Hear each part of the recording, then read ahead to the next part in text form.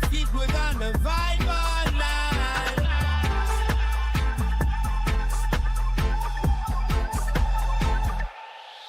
Welcome to the show.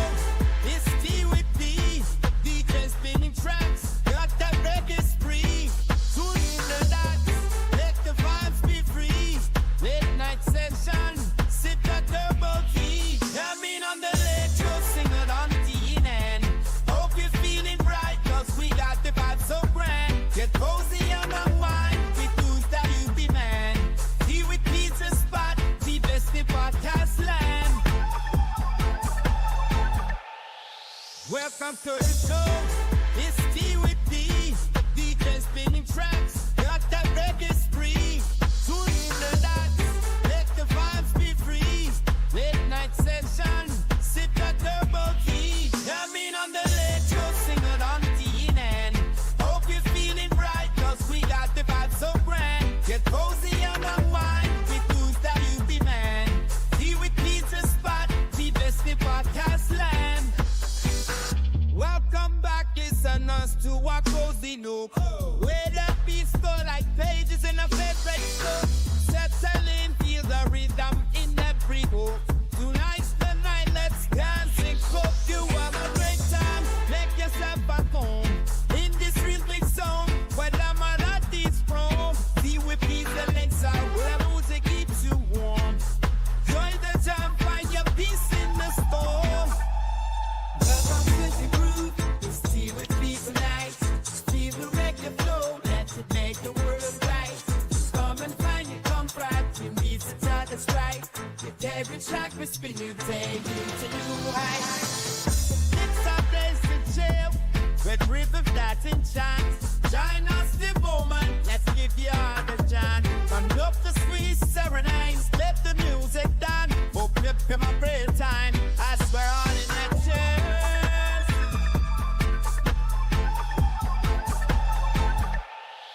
Welcome to the show. It's T with D. DJ spinning tracks. Got that reggae spree. Tune in the dots. Let the vibes be free. Late night session. Sip that turbo key. Come in on the late show. Sing it on the end. Hope you're feeling right. Cause we got the vibe so grand. Get cozy on the wine. With tunes that you be man.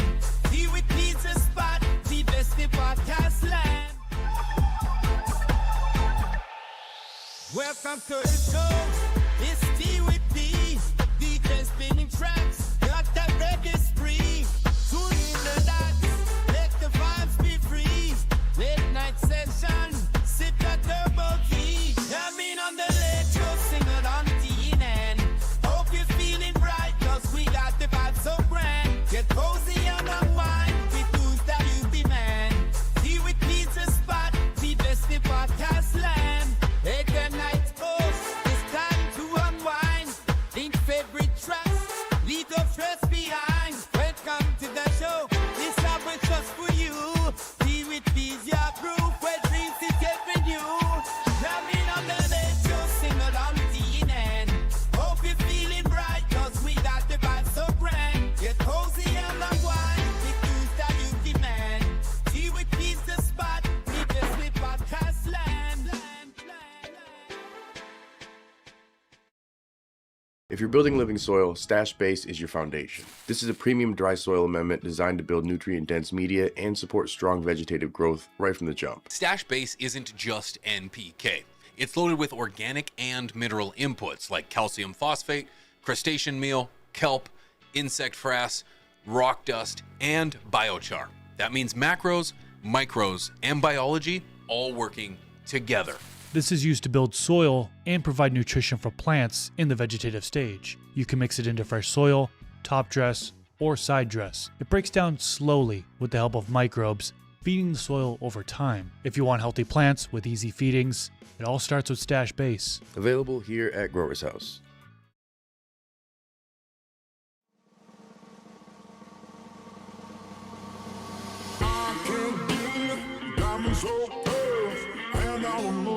Take you traveling the world. I'm gonna love you, babe. Cross my heart and hope to die.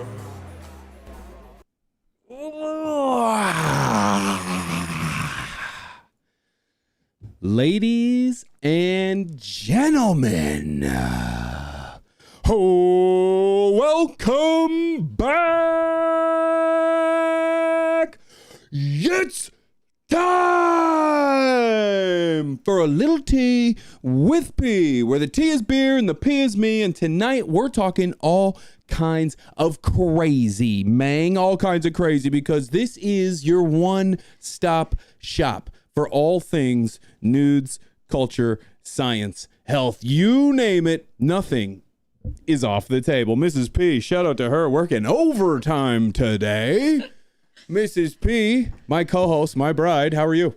I'm good. Good. We're working overtime. A little unorganized, but that's okay. But we're doing it. We're having fun, man. Good to see everybody, man. We're streaming over on Twitch at Pigeons420. If you would like to check on over there, you won't be disappointed. We stream every single day around 9 p.m. Central. This time, come hang out. We talk all kinds of crazy. You think we could talk crazy over here on T?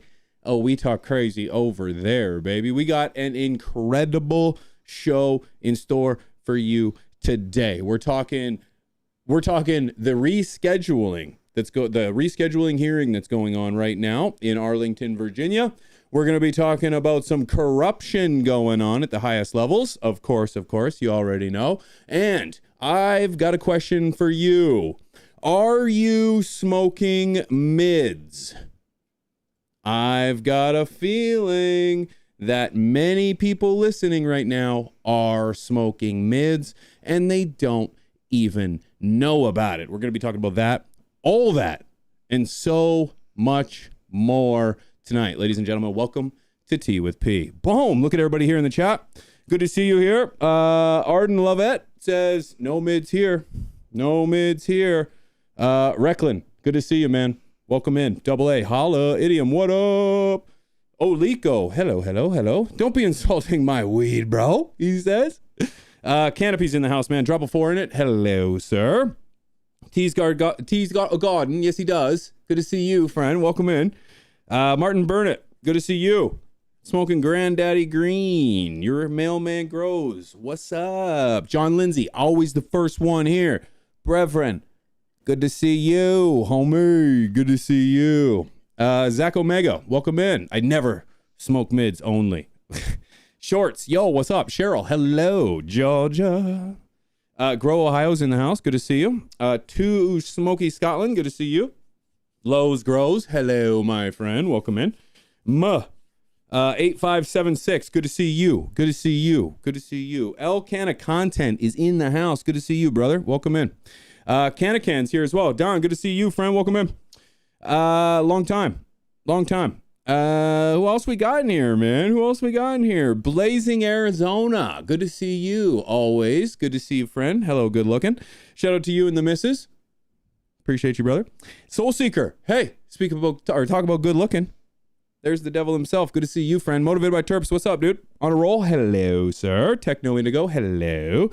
I'm sure Skittles and Potato are in the back as well, boys. Good to see you as always. East Coast, there he is. Good to see you guys, man. It is a pleasure, as always, to have you guys pull up every Wednesday night, 9 p.m. Central. Tune in. You probably won't get a notification that we are live because, we've got 130,000 subscribers and we struggle to pull a couple hundred into a live stream, so I know it's probably going to be tough not getting notifications. So please mark it on the calendars, note it down, write it in your agenda, whatever it takes. TWP at 9 p.m. Mixed Breed, good to see you. Hazer, what's up? Holy Toledo, good to see you too, man. I be growing. Holla, Mr. Dank Nugs. Good to see you, dude. Hope the fishing is well. I was watching, dude. Spider Reefer, hello. I think this calls for a educational documentary style family friendly rip. I'll be toking on some Yummalicious by Soulfire. Yummalicious by Soulfire is probably the strongest, loudest harvest I have had all year. And I've totally documented the entire thing, so I'll be updating on my Grow channel with that. So stay tuned for that. So if I may, I'm going to go ahead and pack this up. And if you wouldn't mind, Flock, let me know. What are you toking on this evening? What's in your bowl? I want to hear from you. Let me know. Let me know. Fill it, Flock. Fill it. Let me see the chat. Fill it, fill it, fill it, fill it, fill it, fill it. Motor breath is in the bong for Smitty. Soup for Hacula. Hopefully it's not butane soup. Idiom. Zour Bubba. Skunk for Potato. Let's go. Cindy for Hazer. Cindy for Hazer. Let's go. Cindy99 with some Pablo's Revenge. Okay, okay. Smoking Swank number 5. I be growing. Shout out to Swank Genetics. That's my guy. Zach Omega smoking on that Sunset Sherbet. Ooh, Zua for Motivated. All right, all right, all right, all right, all right. Idiom's got that Bubba Day number 2. Low Grow's got that red Corvette. Oh, okay. Okay, never heard of the red Corvette. Dank Nugs. Dank Nugs has got that homegrown Practical Joke. Oh, you smoking on that Chad Westport? Practical Joke? Is that Chad Westport, Dr. Dank? Shout out to Chad Westport, the man, the myth, the legend, with the best looking hair and the beard in the game. Let's be honest, he looks a little like Gandalf, doesn't he? Good looking son of a gun. The White Wizard. Who's the White Wizard? Not Gandalf, the White Wizard. I know nothing about this show, for the record. Which one are you talking about? Lord of the Rings? I think so. I don't know. The White Wizard. I think he's the mean one. There's a mean one? There's a mean one. There's a white one. Gandalf is the white. I knew that. Sauron. Okay. Hell yeah. Hell yeah. Yeah. Oh, that's so funny. All I know about Lord of the Rings is the little ugly dude that wants the ring. Oh, Schmeagol. Nope. Schmeagol. Nope. My precious. Gollum. Gollum? I thought Schmeagol was the... My precious. I thought that was called. Maybe it's Schmeagol. I don't know. Schmeagol. See, I've never even seen the movie, dear. Huh? Me neither. How's that? Me neither. Both are his name. Oh, both his names. Oh, isn't that it's the same guy? Oh. Just changes it up whatever he feels like. Yeah, why not? Yeah, why not? That's so funny. You're missing out. I know. I got to get in on those. But before I do, real quick, let me fix this flat tire here, please. Just a moment. Cheers.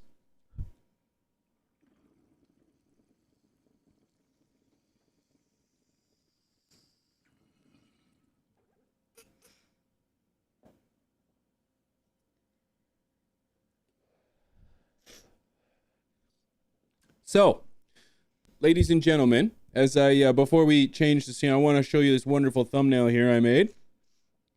And you'll notice that there's speaking of thumb, there's a toe over there on the right side.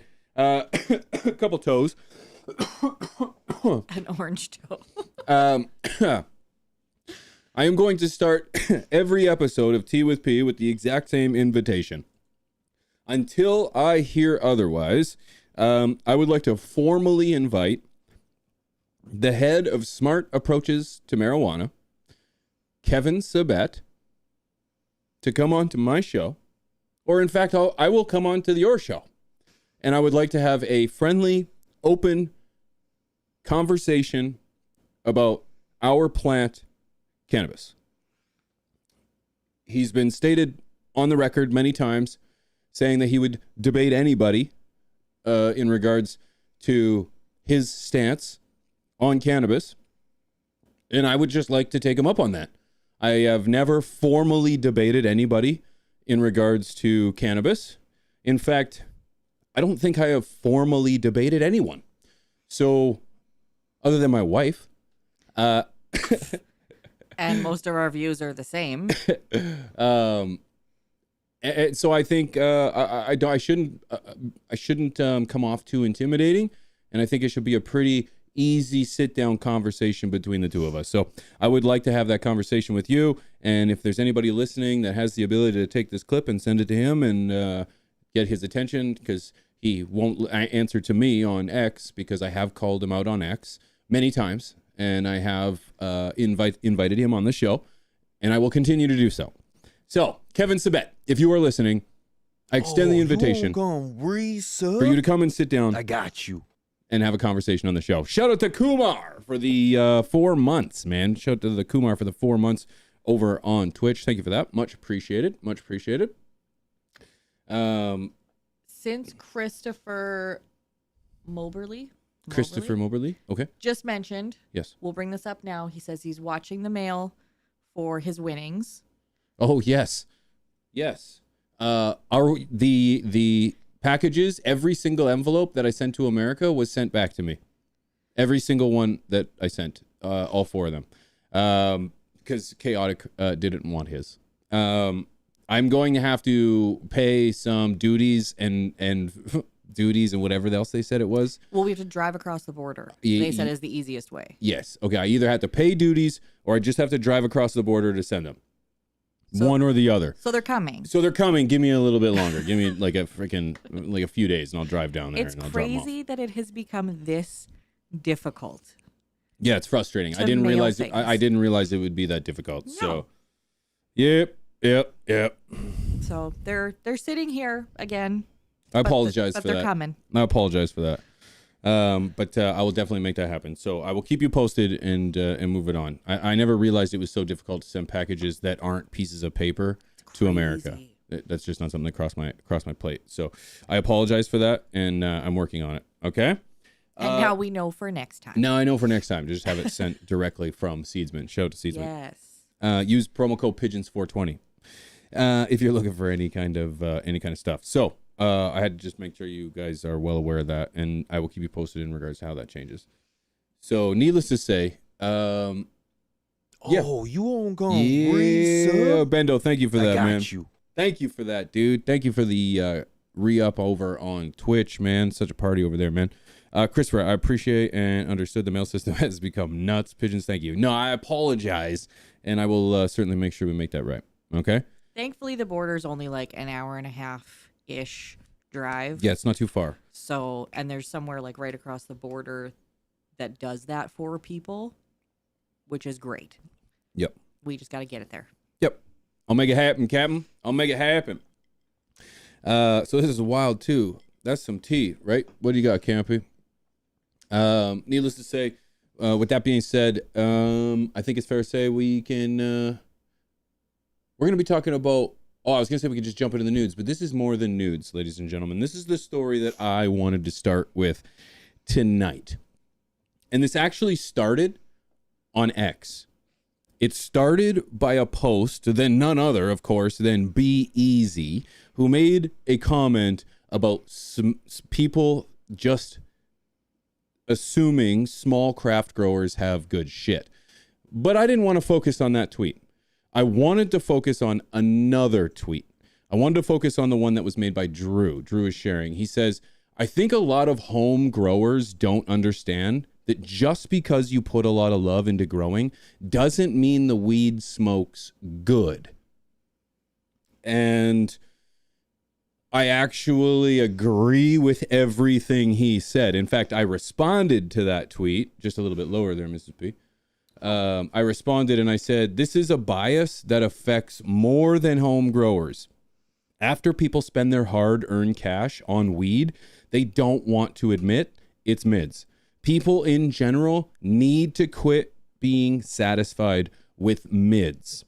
And before I made that comment, actually an hour before, Rob responded and said, as a home grower for the past 20 years, you old son of a gun, 100% facts. Genetics are key, but mistakes can happen too. A lot of home growers have an ego a mile high, but I have smoked a lot of bud from home growers, and I'd say maybe half of them are fire at best. A lot of echo chamber growers. To which I also agree with that statement. And I think, you know, as a home grower, I also suffer from that bias of the work you put in. There's a natural element of pride that goes into growing your own product that brings on an essence of bias naturally. It's important to understand that because I think it goes for everything. I think the things you do with your own hands and that you're satisfied with is better than going and spending money on something that is only going to support somebody else and not benefit you and your family without spending cash. So yeah, there's an element of bias of doing things on your own that exists with home growing. And I'll be honest with with Rob's remarks. He's actually being very generous. I think it's probably less than half that are bringing fire weed to the occasion or an event. It really is. Now let's talk about the levels of weed, because we throw these terms out, fire and mids. What the fuck is mids in the first place? And more importantly, where does it sit on the scale of quality or the scale of greatness? Well, the reality is that, you know, my boy Adam Mill pointed this out earlier to me, or on X as well, and he said people are confusing mids with bunk. There is a very clear difference between bunk weed and mids. What is bunk? Bunk is garbage. It's garbage. It shouldn't even be presented. It probably shouldn't even be smoked. But there's an element of just, it does exist and somebody is smoking it, but it's bunk.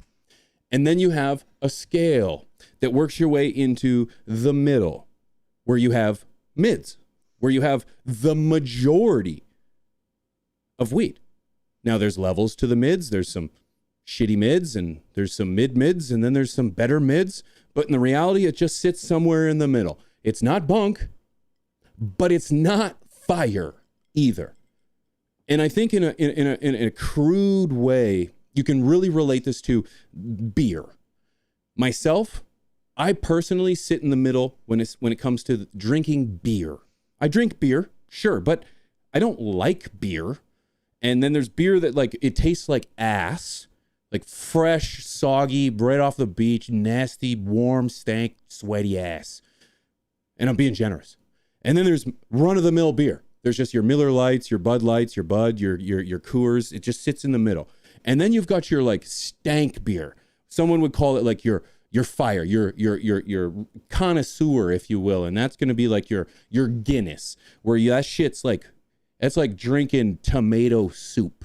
It's like, but people love it. So in a very crude sense, the majority of people drink mids beer, and they're okay with it. I'm okay with it.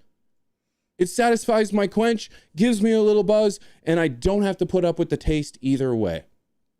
I'm satisfied with that. That's what I think the majority of people who consume weed are also on. That very same element. They're not smoking shit because, but they're somewhere in the middle of smoking mids. And they're okay with it. You get a decent high. It's got a smell to it, but it doesn't stink out your whole apartment or your whole entire, block. But then you've got the other, over there where you've got more of your connoisseur, if you will, more of your hobbyist, not your craft, but your hobbyist, someone who really wants to take this to the next level, not satisfied with mids, and certainly isn't smoking bunk. This is your fire. This is your fire. But how did we get here? How did we get to a point where the majority of people are satisfied with mids? I think honestly, it goes back to when we were young, when we were still in high school. You were picking up a bag from a buddy, right? And it was illegal. You were nervous. You were anxious. You'd pick up a bag and you wouldn't even, you might like, oh dude, this is crazy, dude.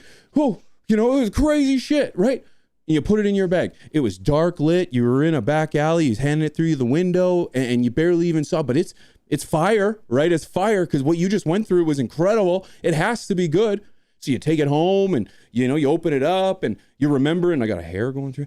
You remember the experience of being in the back lane and getting it from a buddy's buddy. And dude, let me tell you about the shit that I got, man. This is crazy. I was in a back lane, and then he's going to take a bag. He's going to take a bag and he's going to take it to his buddy. And he's going to be like, dude, I got this crazy bag. My buddy, he fucking had to fight three Asian dudes to get a bag, and then he got the bag, and he gave it to me like on a boat in a yacht. There was women everywhere. It was you know what I mean? But in reality, it's just weed, dude. It's just weed, and in fact, it was probably grown outdoors, and it was probably pushed through 4 or 5 people before it even got to your guy, and then got to you. We were just satisfied with getting weed. And then you'd take it home and you'd smoke it in your shitty little pipe, resin-filled pipe that you've had for 8 years and you've cleaned twice, only when you ran out of weed and you scraped it. So it's like, you didn't really know. You didn't really know what good weed was. And let's say you didn't even start smoking back then. Let's just say you go to the dispensary and you walk in the dispensary and you're like, oh boy, and there's weed everywhere and it's like, it's really clean and everything. And there's a really cute staff member working. And as soon as you walk in, they're like, hi. And you're like, hey, what can I get for you? What can I help you with? Well, I'm looking for weed. Okay, well, you're in the right spot. Sativa or indica? Indica? Okay. Do you like THC or CBD? THC is good. Okay, great. Well, I got this bag that this company slid my boss an extra $1,050 for, so we'd put it on the top row, so I'd push it for this bud right here. You're gonna love it. It's by fucking Mightville Corp, and it's like you know. Can I smell it? No. Can I see it? No. Can I touch? No. Okay. So you get it home and you smoke it, and it's just like it was a mediocre experience, but you think you got high and stuff like that, and then you go back to the dispensary and you buy the same bag again. So it's like there's a disconnect. But the reality is there should only be one kind of weed. There should only be one kind of weed. And that's fireweed. And I'll be honest with you. I went to the I can't even say the A word here, but I went to a World Cup and I smoked 74 samples of different bud from an assortment of different growers. Dude, it was all mids. All of it. And it was on the low side of mids. It wasn't even mids. It was like low mids. All of it. So it just made me realize that there's a lot of mids out there. When you go to open up your bag, when you're growing it, it should boom, should punch you in the face. That's what it be. What is it? Is it lime? Is it lemon? Is it orange? Is it spice? Is it sweet? Is it gassy? What is it? Because you might not be able to put a finger on that exact smell, but it should be punching you in the face. That's fireweed. You shouldn't have to molest the bud and insert it in both of your nostrils and try to get a good whiff of it. No. Good weed should be known. It's present before it's even seen. That's good weed. That's good weed. That's just good weed. That's just the way it is. That's where we start. So with all honesty and with all respect to all the growers out there, if you're ever going to bring a bag of weed or anything up to me and be like, Pigeons, dude, I want you to try this and want you to just let me know. The first thing is when you open it, it's got to just speak. It's got to be so loud that it's like an orchestra coming out of there. Oh,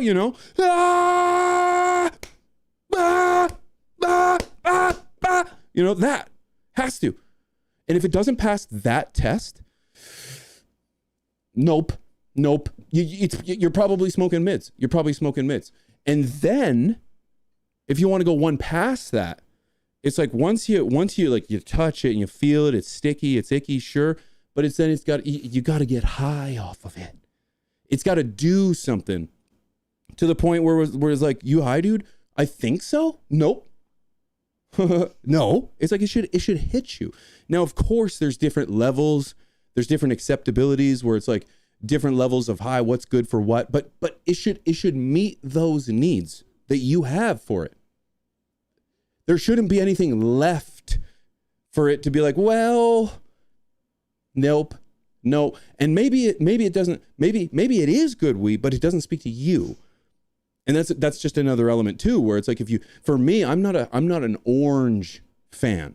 I don't like orange at all. In fact, if you've got orange weed and you open it up and it's just screaming oranges at me, that's great, but I'm not a fan of that. But that doesn't mean it's not good.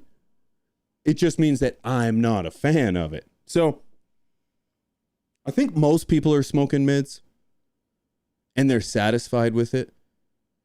And if you're okay knowing that there's better weed out there and you're choosing to smoke weed, then so be it.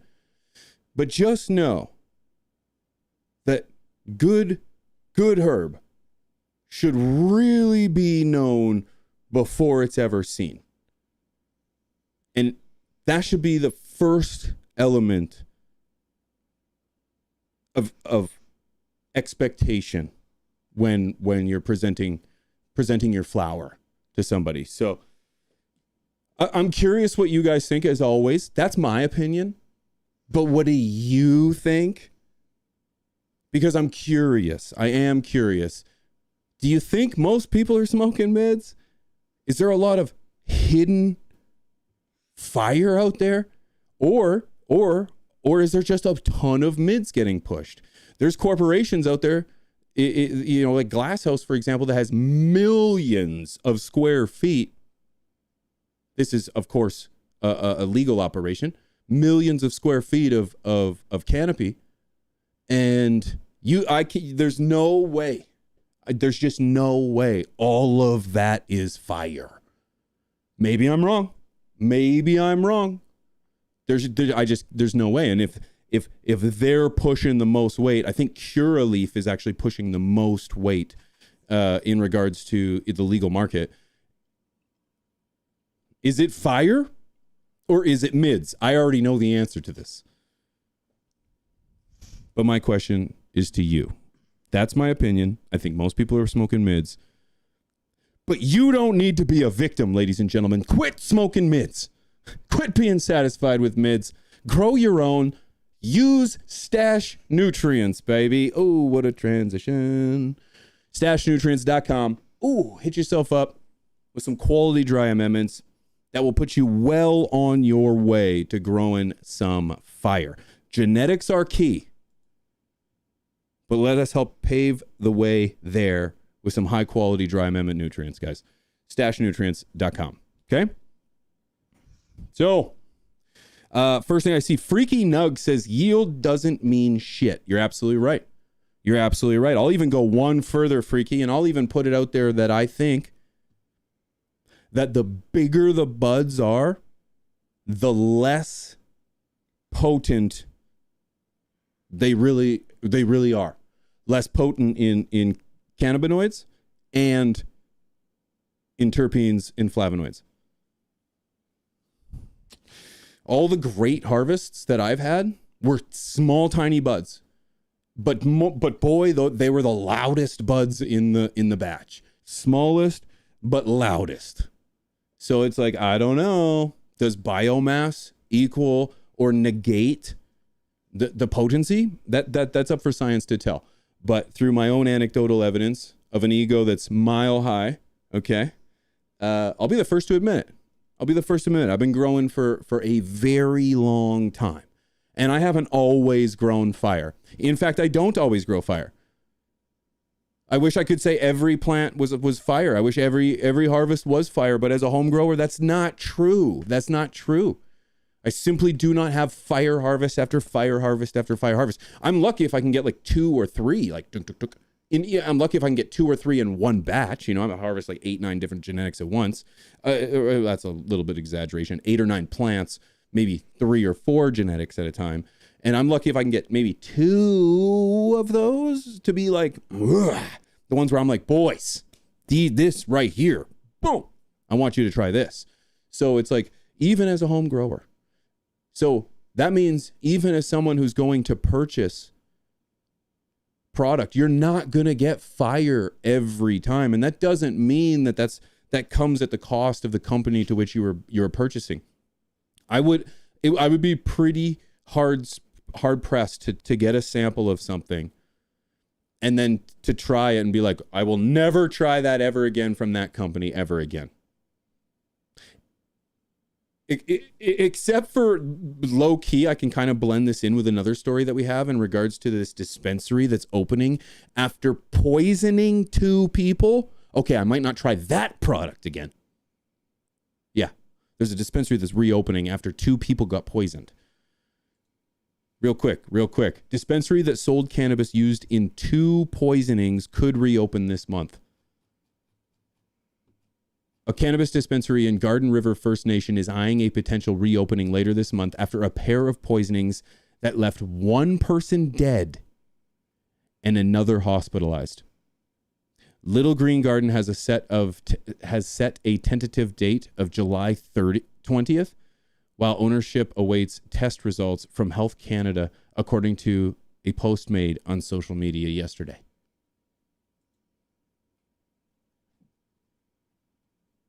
Somebody died by poisoning? And this company's already talking about opening before the results are even in? Yeah, okay. Don't buy from them again. What did they do to it? Well, that's the problem. Is We my don't even question. know. We don't even know. So anyways, that's the problem with the sources that we could be getting them from. That's all. That's a legitimate noted source, and I'm not trying to push any kind of hysteria or no kind of fear mongering here. This is a one-off thing, and we already know that cannabis didn't poison them. It's what was it tainted with? That's the question. Problem is we don't have an answer to that, and that company is already talking about reopening. Absolutely absurd. That's Canadian cannabis for you. Okay? Insane. So, that is my opinion. What did you guys think? I'm going to dive into the comments here for a half second. People don't know what the real bomb shit is anymore. Disbanded Brotherhood. And you know what? I think the problem is because there is an abundance of mids on the market. And because of that, that's what people are trying. Cannabis says died not by weed, but poison. Let's see how the media spins this. Yes, you're absolutely right. Instead of being blasted to ever desire to just blasted, do you ever have the desire to just chill? Is that an honest question to me? Instead of being blasted, do you ever desire to chill? Pete Gonzinga. Well, I'm not always blasted. If I was blasted right now, I wouldn't be able to do this show. I'd be drooling slightly out of the left side of my mouth and in the fetal position, listening to some Sex Party. However, Sex Party is a song, by the way, by Kiefer. Jordan Kiefer. What? Gordy Kiefer. No. Yeah. My jam. That's right. Rob Shot. Yes. So yes, only if a 1,400-pound load falls from a helicopter from Brother Mailman. Helicopter Brother Mailman. Most people are retarded to land race sativas. That's the problem. Yeah, maybe. I don't know. I think it's awareness. I think it's education. I think that's the biggest thing is that even when it comes to who's the front line when it comes to the legal market, for the transition, your legal drug dealers are your bud tenders. And honestly, they don't know. I think most bud tenders are smoking mids too. They don't. Most of them don't know what fire is. At least none of the ones I've come across. I just that whole, as soon as I walk into a dispensary and they're like indica or sativa, I'm like, click. I'm like, you can't help me. I'm just like, let's see. And then I'm like, give me the nastiest, gassiest one you got. They have no idea. And then they give me something that's like fruity. I'm like, no. It's tough. And I'm not going to, it's very seldom I walk into a dispensary. However, when I do walk into a dispensary, I'm not going to try and educate every single bud tender. Excuse me, miss, indica sativa, that's such a very inflated terms to use today because it's like there isn't really much trace of indica and sativa in most genetics because they're hybrids. Are you looking for CBD or THC? Well, ma'am, no, because this is every bloody visit. And then the argument that I got once is because someone was like, well, that's what they know. I'm like, then they don't know what's right. And yes, educate them.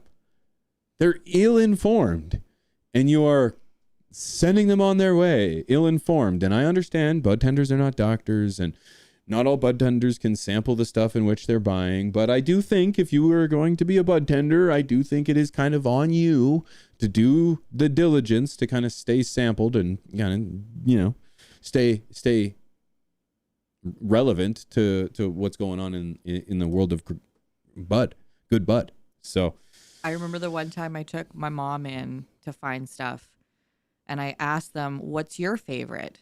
And they looked me dead in the eye and said, well, I don't smoke. Okay. I was like, I'm leaving. If you need to, that's like working at a liquor store and trying to sell high-end liquor and not drinking. I guess, yeah. Maybe they can now. Maybe you can. But if you've never tasted it, how are you going to know? I don't know. AI? AI knows everything now. Ask ChatGPT. ChatGPT, what does a sex on the beach taste like? Great question. Somebody commented earlier and said you look like a fuzzy navel kind of guy. My response is there is absolutely nothing with a girly drink. They taste better and they get you drunker. Yes. I do lady drinks. I drink more so beer and rum. Beer's easy. Beer's easy. Crack it. Away you go. Rum, you got to mix it. You don't have to. You got to put ice in it. Beer's easy. Pull it out and go. So it's like that's the go-to for me. And not as much sugar as all the girl drinks. But they taste so good.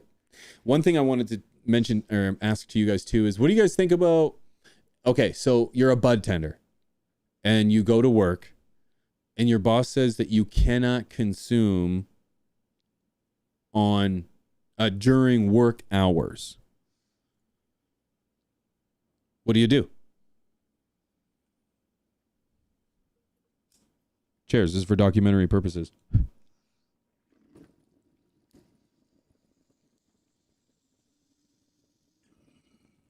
Trailblazer says, I'm not working there.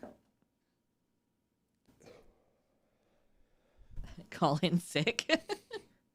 My next question is, does your employer have the right to tell you not to consume on work hours? What do you think of the, let's roles reverse now. That's what I'm trying to say. Let's roles reverse. You're an employer of a dispo, and your employee is coming in high during work hours. Yes or no? Letter 1 in the chat, yes. Letter 2, no. I feel like if you're a functioning high, it shouldn't be an issue. If you're drooling in the fetal position listening to Sex Party, that's an issue. At work, not on a daily basis. When you're at home, feel free. But I also feel like it's a slippery slope because if you have a prescription, you can't tell someone that they can't take their Xanax before work. Mm-hmm.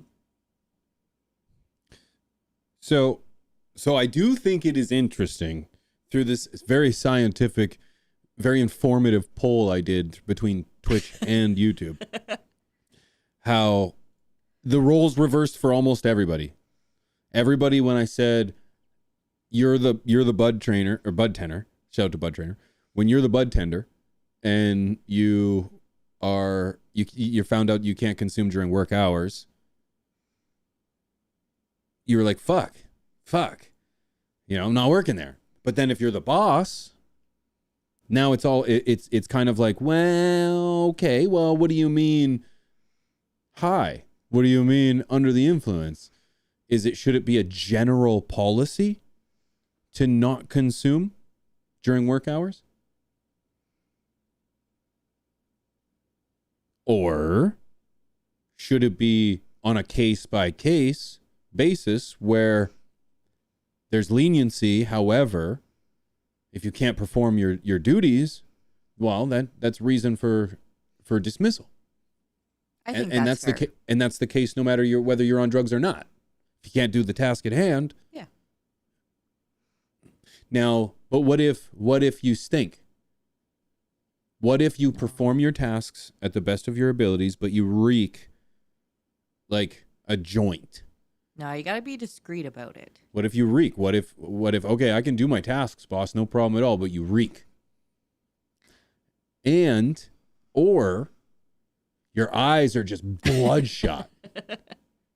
Yeah, boss, yeah, man. You know? What about that? How many of us showed up to our jobs at McDonald's when we were teenagers like that anyway, though? 100%. How many got fired? I know many that got fired for weed. Maybe a Tons. handful. Yeah. No, not tons, but I know plenty that got fired for weed. But the world is a different place. And now with it being legal and medicational, it's... Dilly Deals feels like I think he's solved it. And he says it's easy. Just, you're only able to smoke mids, no fire. You would smoke it before It's a work, but you dispo. can't smoke it at work. That's right.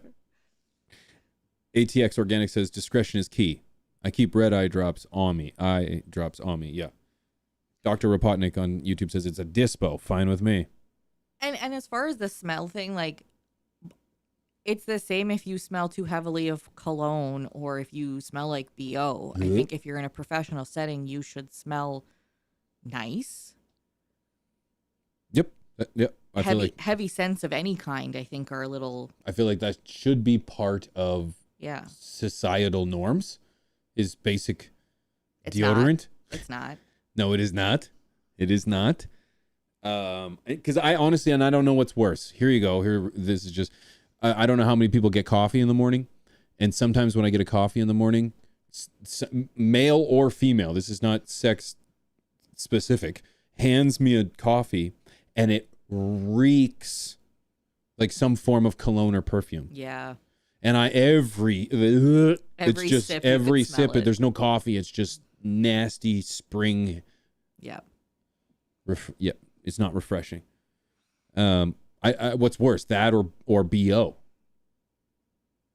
My issue is the amount of places that you walk into that have signs that say that they're fragrant-free zones or they're smell sensitive. So you can't wear perfume, you can't wear cologne, you can't wear heavy hand sanitizers or anything like that. But people are walking around with no deodorant on. Yeah. And nobody says a word. I don't get it. I think they're both as bad. They are. It's making me both sides disgusted. I do not want to smell your body odor.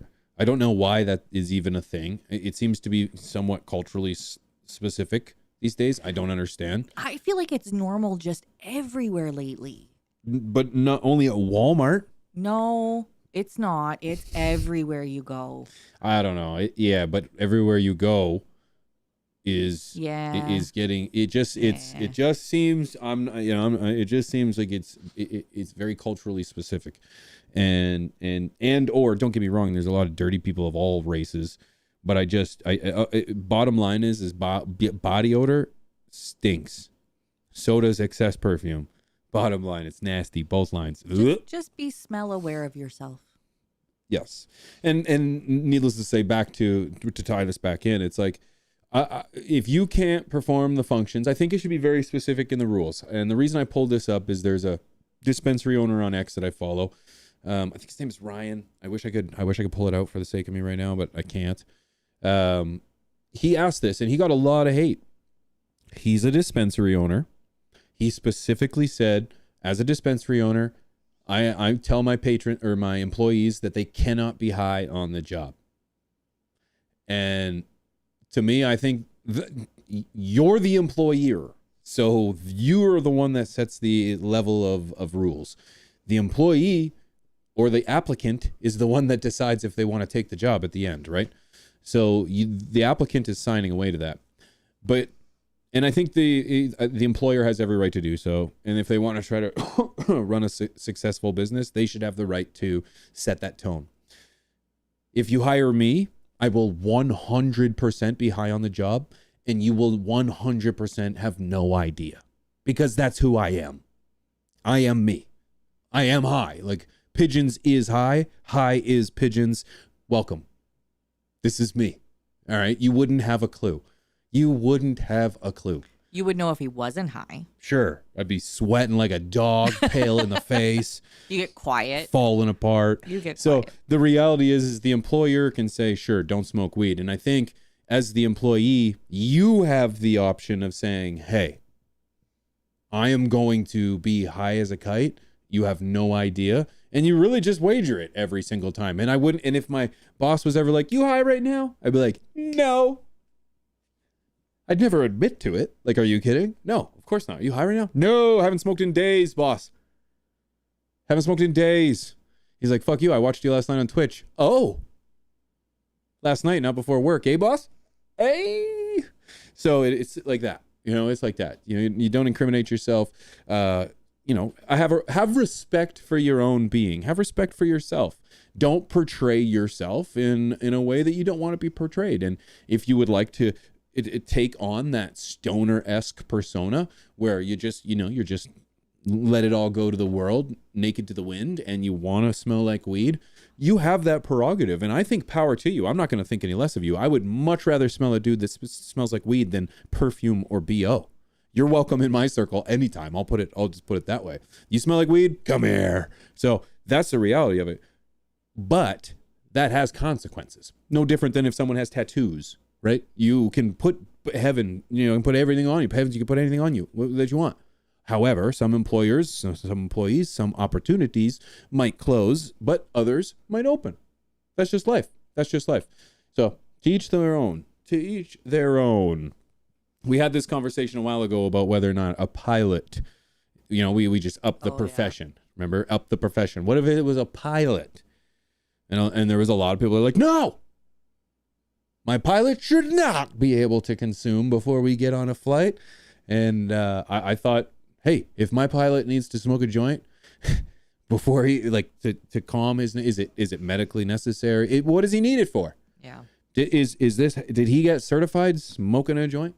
Like, come on. Like, there's levels to this. And I think that, what's the difference? There's so many that are just popping pharmaceuticals and or drinking. We've seen plenty of examples of that.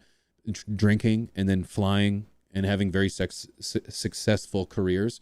The only reason they get busted is by the smell or by their own stupidity.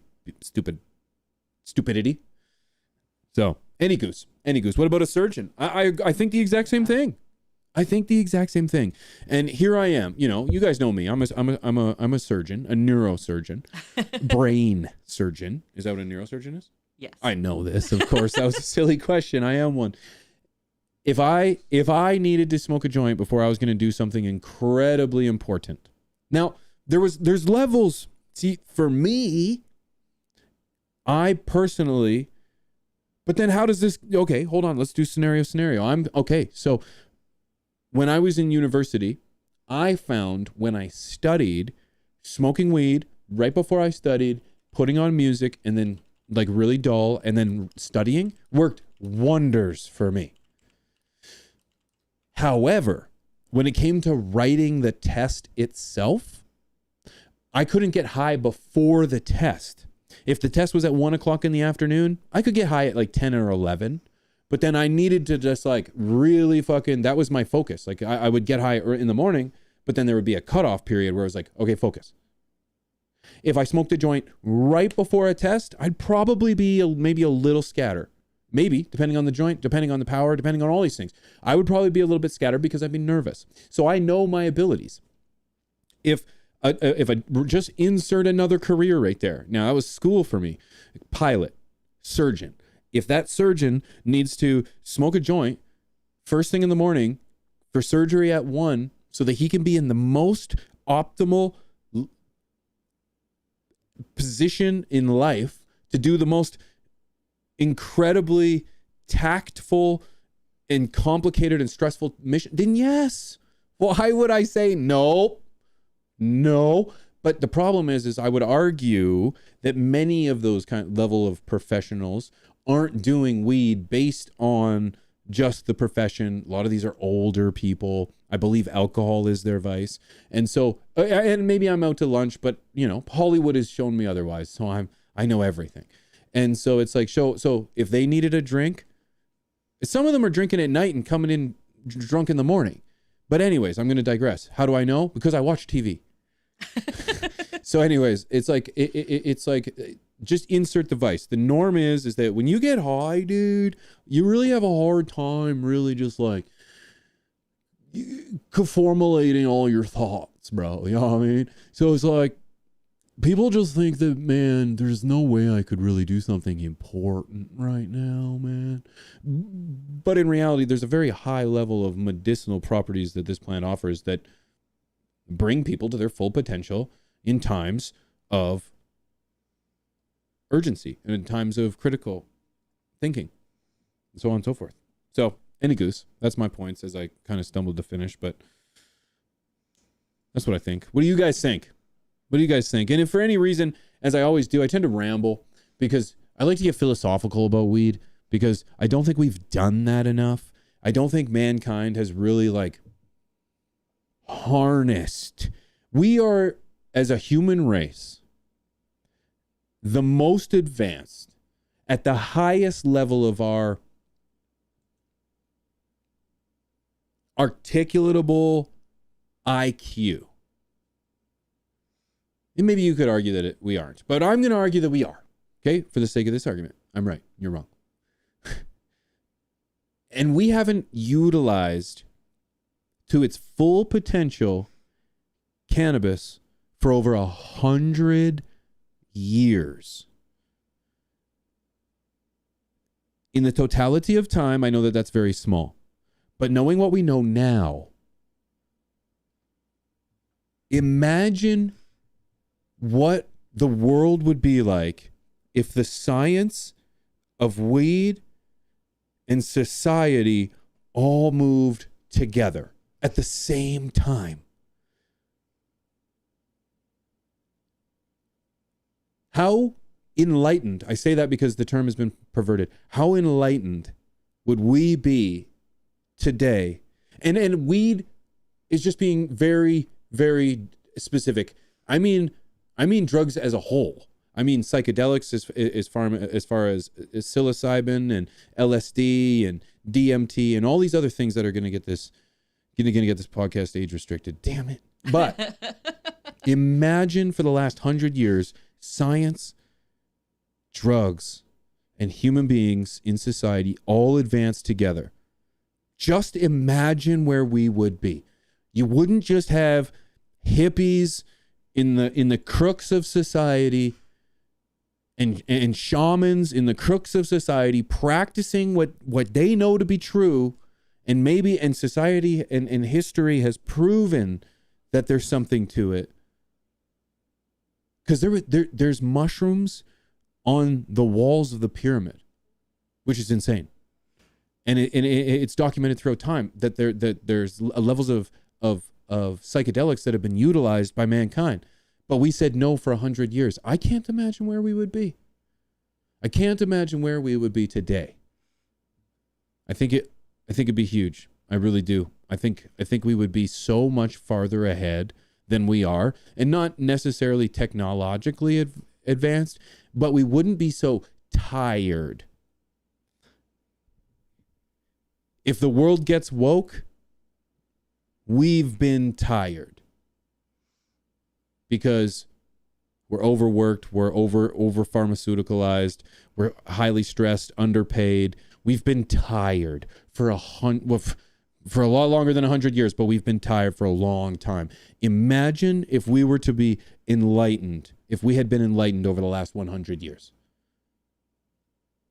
If we had just give Harry Anslinger a giant fuck you, and we just said nope, and we flipped the key, and time did the opposite. Wow. Where would we be? How advanced would our intellect really be? Where will we be in 100 years from now? Knowing what we know, we've slowly started to crack away at with science. It's like, oh, psychedelics helps with PTSD. Oh, it helps with pain relief. It's like, We're just figuring this out. You could be like, no, we've known this for a long time. Not as a mass. And we haven't utilized it. And science didn't push it farther. We pushed it down and we crushed it so that pharmaceuticals could rise up and we could be dominated. Ugh. That's the philosophical approach. And I love that approach. I love thinking about that. And if there's anybody, I love to dive into people's minds. And that's why we have a podcast, Tea with P, which I have a brand new episode airing Monday on the Tea with P channel, Tea Time with P. If you haven't seen that already, Mrs. P will drop you a link. Go hit subscribe. You're going to see a wonderful conversation. As a matter of fact, maybe I'll spill the beans.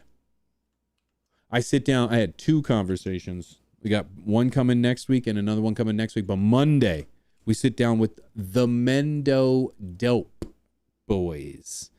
And boy, do we have ourselves an incredible conversation. We sit down for over an hour to hash out the culture, the plant, them, their struggles, the life, the music.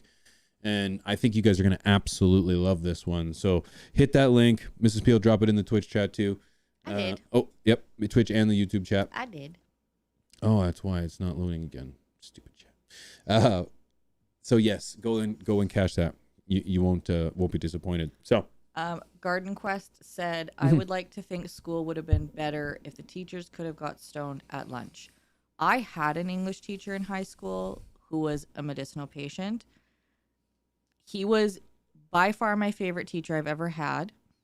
And I learned the most I could retained in high school from him. He taught Shakespeare. He taught all of the classics. He taught all of the Greek, Homer, the Odyssey, like all of those. And it was amazing. And all we had to do was make sure that we brought him a chocolate milk and a fresh muffin in the morning for class. That was it. That was it. Sometimes we'd watch movies, and that was okay. He was a good man. But he was an amazing teacher because he got philosophical about it. He went there. He taught passionately. And I don't think that he would have been the same if had he just been there like the rest of our teachers. So I agree. I think school would have been better. Yeah. Yep. I totally agree. Just it enlightens the mind. We already know this. It helps you think bigger than what's in front of you. Helps you see things that aren't always easy to see. Why wouldn't it be great for a teacher, an intellect, an academic to utilize that? I also think my teachers dealt with a lot of crap from my class, so it might have helped them. Yep. I can only imagine what teachers deal with these days.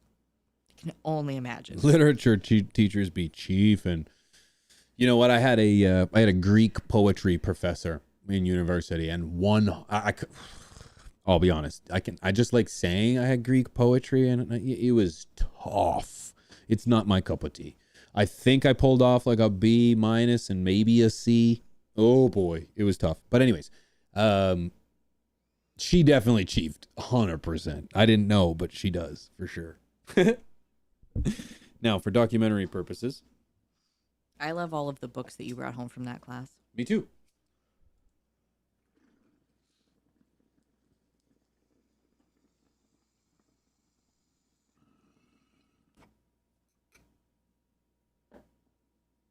Adirondack says, I've dropped doses with my buddy's dad, who's a philosophy professor.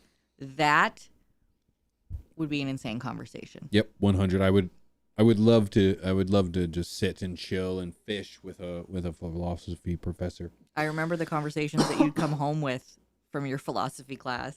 Yeah. And you'd be telling, I'm like, I'm not high enough for this. Yeah. Yeah. It was a lot of fun. I did philosophy high. I majored in I majored in political science and I minored in philosophy. And the things that it just learning to think critically and applying the Socratic method to everything is really what I attribute a lot of my fortitude to. I have a lot of foundation that I really attribute to really nothing more than experience and trial and error, and my wife's family. Because that foundation has only been built based on what I've wanted to build it with. And honestly, minoring in philosophy, going through university and thinking critically, so that means asking questions, not taking everything for face value, and then applying that Socratic method. So Socrates, he has an incredible story, and I encourage you to check it out. I'm not going to get into it right now, but persecuted and essentially killed for asking questions, just over and over and over and over again. And when you think about it, those in authority that have something to hide do not appreciate questions. Why? Because questions require answers. And because of that, as you can imagine, Socrates was prosecuted. And so just by applying critical thinking and asking questions, it's amazing how much farther ahead we can really get as the common people. Because we're all commoners here, friends. We're all commoners. The nation and governments and power are built on our backs. And the more we think critically, just by thinking critically and asking questions, you're already fighting that status quo, breaking that level of authority and that sheep-like status. And the sooner we realize we're sheep, the better life we live. However, and I mean that with all due respect, people,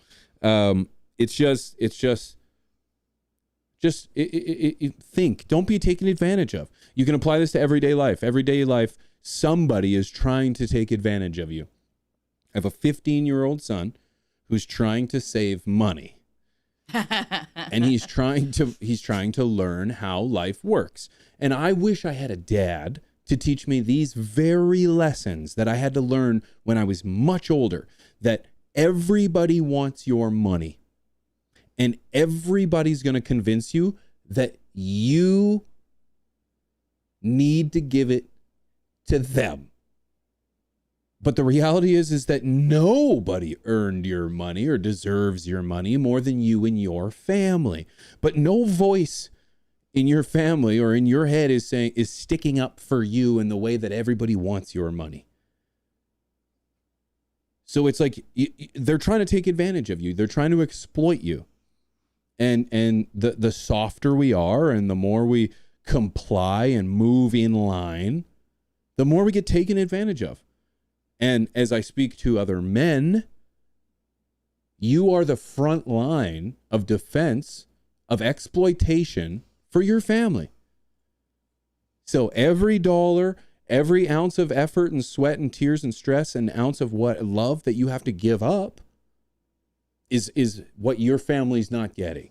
And so I'm trying to teach him to be, cautious of who he gives that to. Who does he say okay to?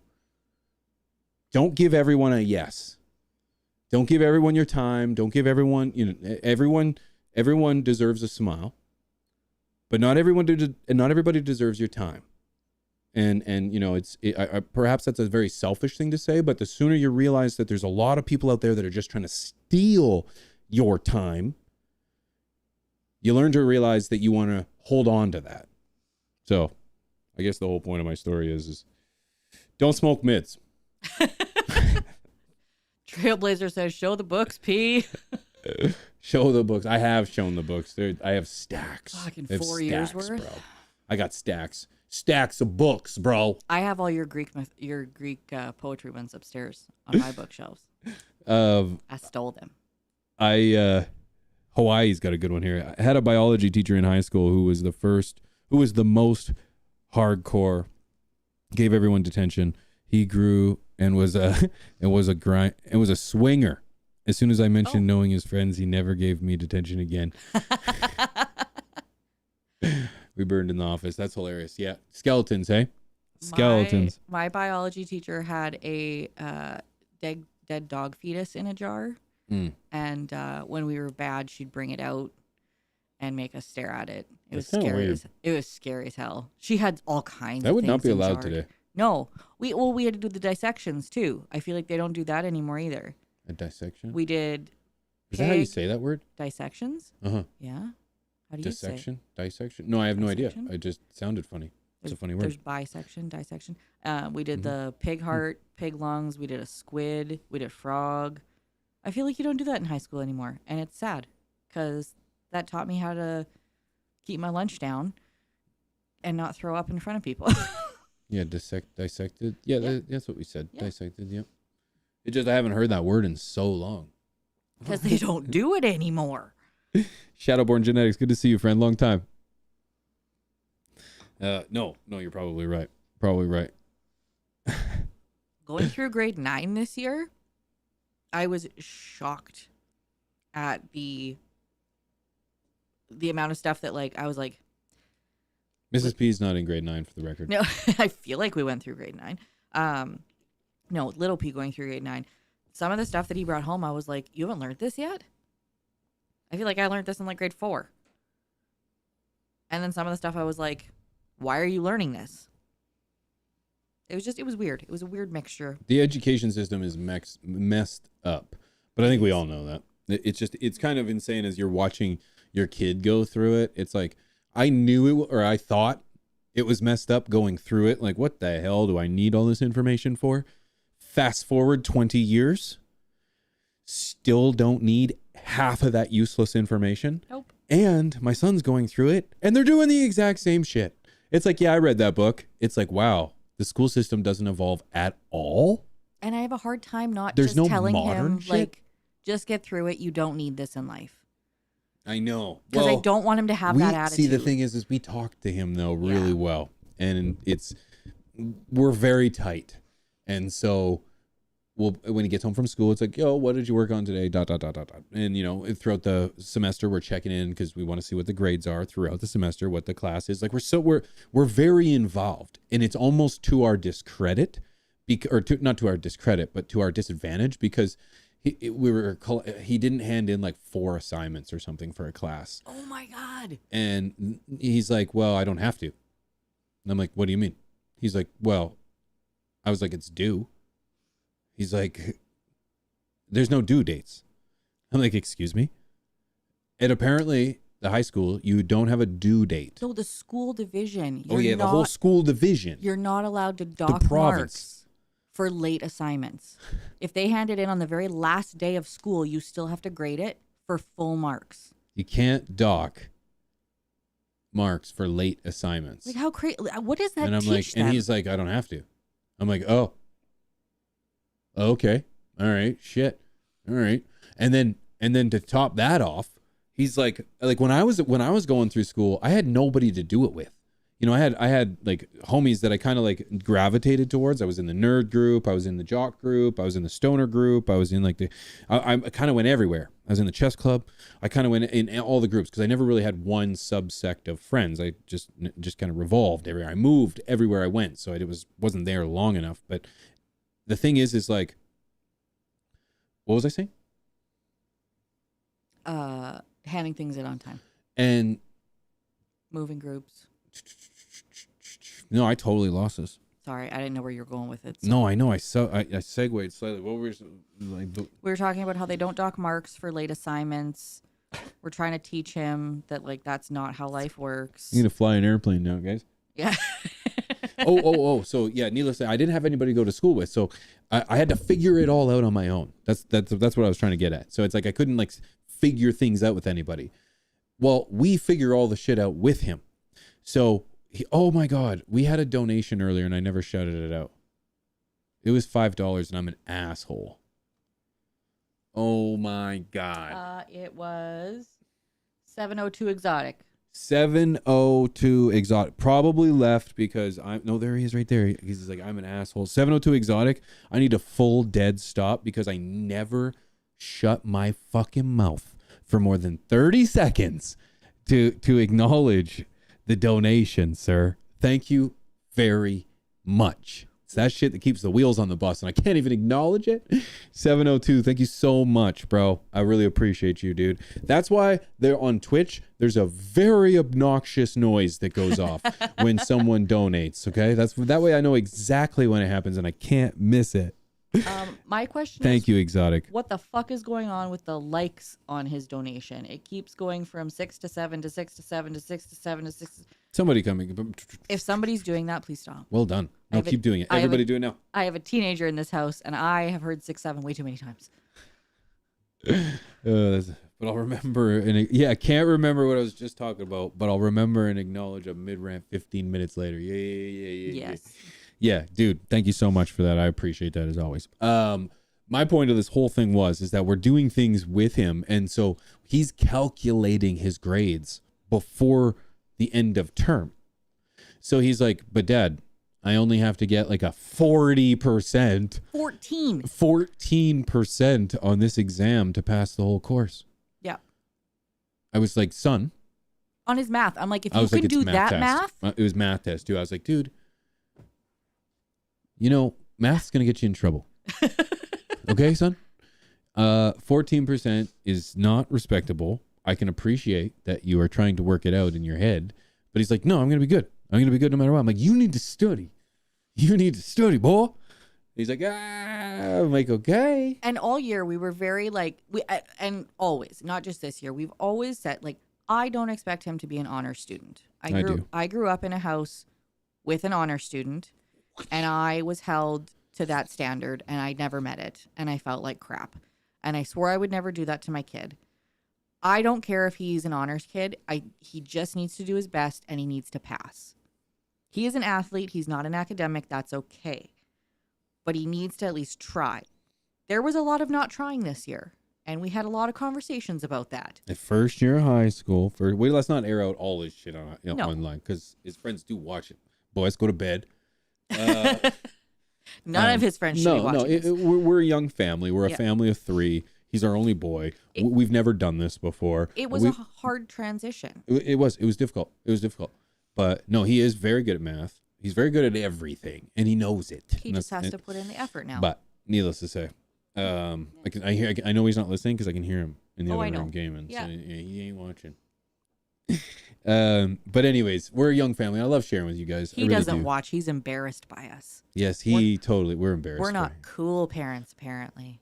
No, which is kind of crazy in my eyes. It's like, well, what does it take to be cool then? Right? I want to be a cool parent.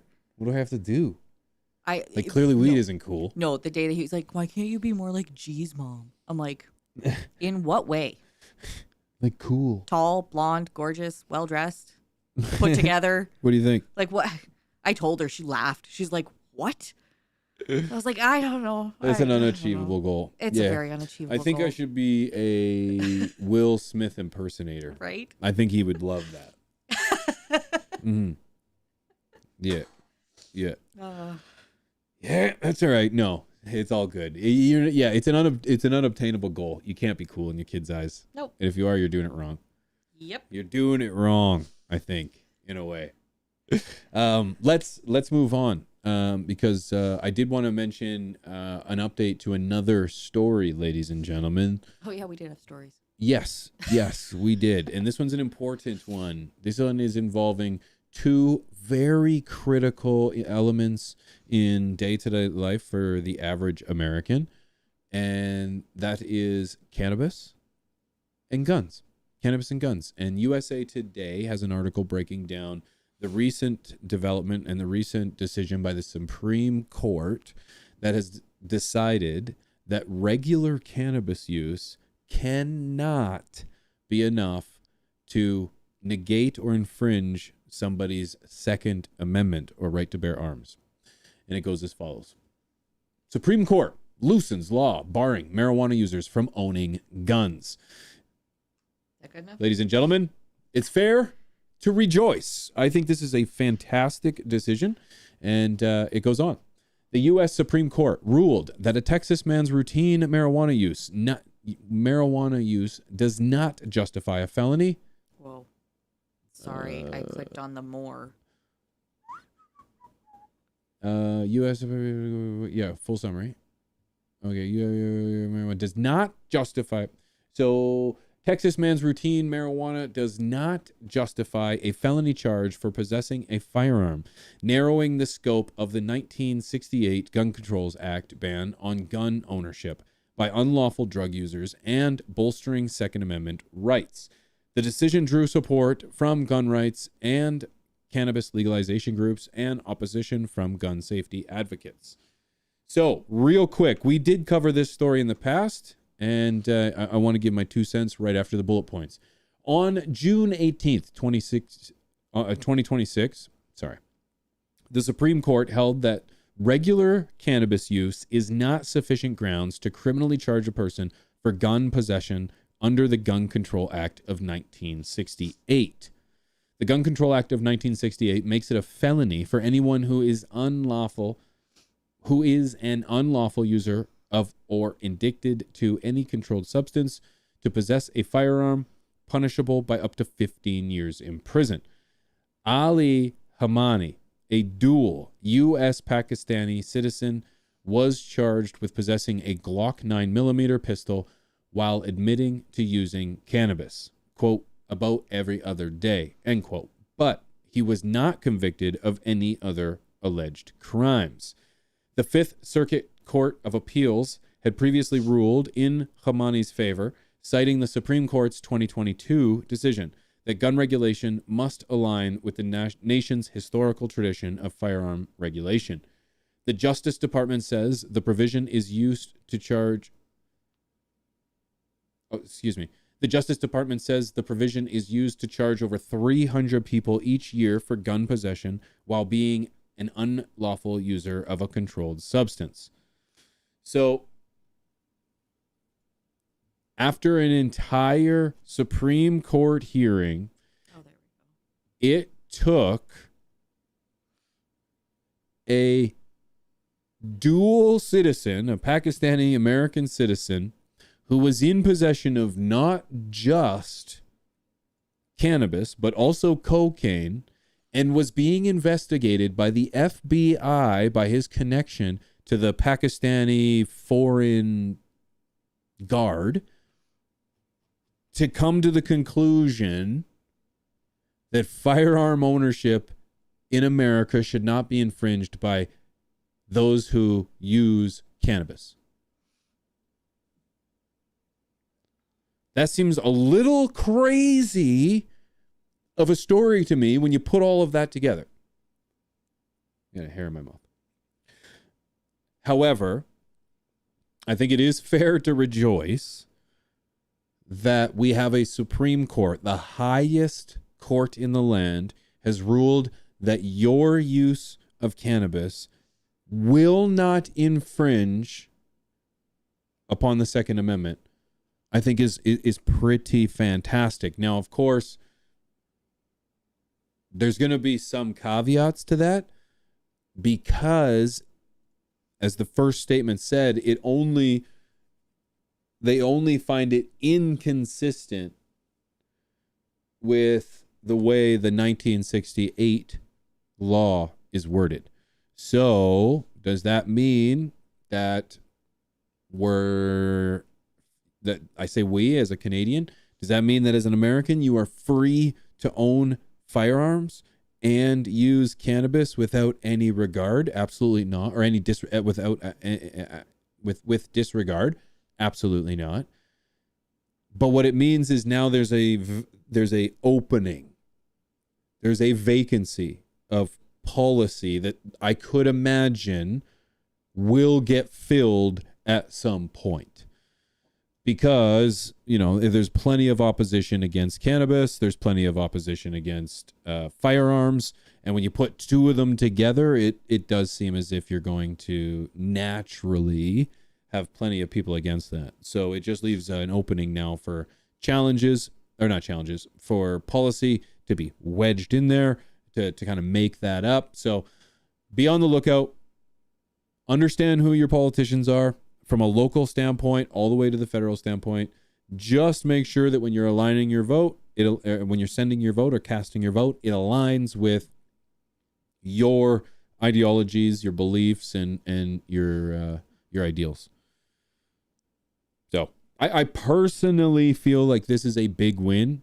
I am a cannabis patient, both medicinally and recreationally, and I am an avid hunter and firearms owner. And I do believe that the both of them should not negate the other for any reason whatsoever. If you get high and something bad happens, well, you should be held accountable for that. And if it turns out you were smoking weed at the same time, well, I think it's fairly reasonable to assume that there was a correlation there. And there should be repercussions for that. But should every citizen pay the price for the few actions or the actions of the few? I don't believe so. I don't believe so. And this is a great ruling. I do believe that. In my opinion, less government, the better. And in this case, the government is backing off. That's a win. That's a win. So that's my opinion. I know this is a very heated topic. Not only are we talking about, firearms, but we're incorporating firearms and cannabis. So I know it is a very contentious topic. So I want to hear from you. What do you think? A win? A loss? Or is there somewhere in between that we just haven't found out yet? If for any reason you tried to talk to me over on in the chat and I missed it, please, you can get a hold of me at Pigeons420, either over on X, over on Instagram. I prefer if you don't hit me up on Instagram personally, only because it's just there's fucking 3 different stages of comments. It's so confusing. There's like hidden, there's reserve, or fucking, there's just so many. There's like primary, hidden comments, general, primary, general, and it's just like no. Stop that. Like there's 4 sections. It's difficult. So check me out on Instagram. I just want you guys to know that I'm there. That's really it. So if you're there and you just want to kind of see what I'm doing in my life and the weed that I'm growing with AI YouTube, that's over on Instagram. Okay, that's over on Instagram. But yeah. What do you guys think? Neither guns or cannabis have anything to do with intelligence. Mark Dorshik. I think that's fair. Yeah, I think that's fair. This is something we all need to put in our back pockets. Just saying. So what's the case, please? Double A, to which are you refer, my friend? What do you think? I just visit here all the time. Yeah, I appreciate that. We're always here. John the Grower. 4359. My dad used to tell me deer can smell it from like a mile and a half. And they get scared of humans. You don't smoke weed while you're trying to get a buck. My dad, well, as a matter of fact, I was 100% smoking weed and catching deer. They can definitely smell it. Yep, they can definitely smell it. So you got to make sure that you're using the environment to your advantage. Being upwind from where your smoke is going is a great idea, and downwind from where you're trying to get your game, that's another great game. But there aren't too many tasks out there, my friend, that I would want to accomplish without doing weed.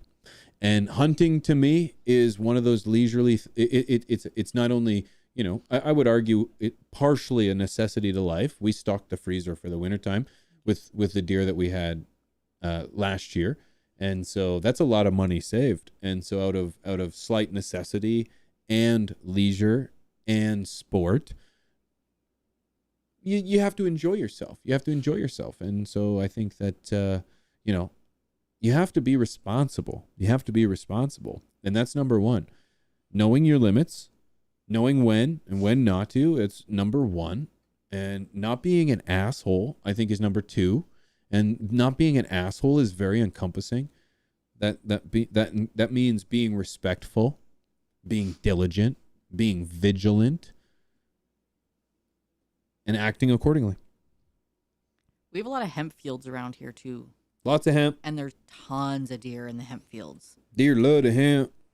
I know it doesn't smell the same, but Well, not when it's burnt. No. But yeah, if you've got some weed in your pocket, there is plenty of might hemp come to fields ya. out here. There's plenty of hemp fields out here. But yeah, it really comes down to where are you at, what are you doing, how you doing it, but have fun and be respectful. That's number one. I'm gonna pack a bowl here actually for documentary purposes here. I got a couple fire off the topic conversations I wanted to mention. One of them, we mentioned the dispo, the poison dispo. we did. But there was like corruption in the Toronto police service, Yes. and it was related to cannabis. This one, Toronto police investigation uncovers alleged cannabis dispensary conspiracy. Okay, enhance. Too much. After months of intercepting phone calls and physical surveillance, investigators followed leads into alleged Toronto police corruption, discovered a conspiracy, sorry about the stutter, to set up and operate illegal cannabis dispensaries and massage parlors, a new document claims. ... Court records partially made public after a consortium of media companies, including Global News, requested that the court unseal hundreds of pages of evidence, include some fresh details of allegations investigators first leveled in February. Portions of the information to obtain an ITO, written testimony that police must provide to a judge in order to obtain a search warrant have been released, although the majority remains under a publication ban. One section of the document, which was written by York Regional Police as they sought permission to search homes, cars, and phones, claims detectives came upon a, quote, marijuana dispensary conspiracy as part of the Project South. As part of Project South. Sorry about that. I'm partially illiterate. This part of the investigation arises from lawfully authorized intercepted private communications, corroborated by physical evidence and other investigative steps, the document explained. I can't see past my head.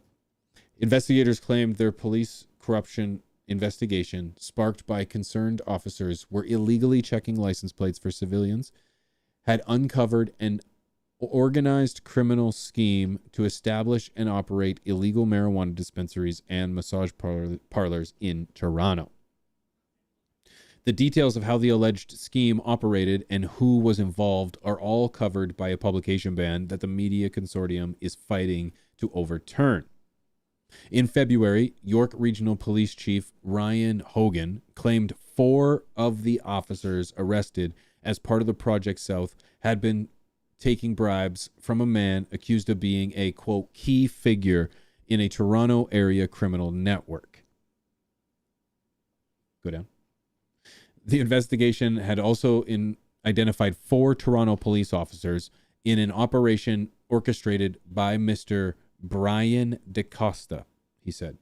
We allege that these officers in particular were involved with Mr. DeCosta in supporting illegal cannabis dispensaries by accepting bribes to provide, ultimately, protection from law enforcement investigation. DeCosta was charged with a range of offenses, including cannabis for the purpose of distribution and giving a peace officer a bribe. None of the allegations contained in either the ITO or the charges laid by police in February have been proven in court. So, let's just rewind. Let's just rewind a few years ago when cannabis legalization had just happened in Canada. It was 2018, and legalization was dominated by massive players in the market, not mom and pop shops. You had names that had already been essentially in the game already. running the system. One of those names was Tweed. They were found guilty for smuggling weed illegally across the American border, and the RCMP swept it under the rug because they were about to go public the very next day. And there's always been conspiracy, that there's always been collusion, corruption at the highest level that are helping these companies skirt the law and just giving them one more advantage over everybody else who's just trying to do it the right way. And this is further evidence that this is happening at the highest level. The Toronto police. That's absolutely incriminating. That's absurd. And it's all that information to be released is still under a publication ban. So we don't even know the dispensaries, but I would bet that we know those dispensaries. Now, for legal reasons, I'm not going to kind of allude to any of them, but I can guarantee we know the names of those dispensaries. It's not going to be mom and pop's weed shop. Nope. It's not going to be the little puff can. Nope. So, assure you me that as more information arises, I will certainly put a cohesive story together and I'll bring it to you here first. Okay? First. Because that is one that I need to know about. Because it just goes to show that, like, you can't escape it. The little guy, this is just further erosion and the deterioration of the middle class. It gets harder and harder and harder for the little guy to make it, and we just keep wondering why. We don't wonder, but it just doesn't get any easier. But this is it. It's the assault on the middle class. There was one more line after the ad. It says news organizations will be back in court seeking the release of more documents in the case on July 30th. July 30th. So we got to wait till the end of the month. Maybe in August we'll have an update. Huh. What do you guys think? Crazy or no? Cheers, friends.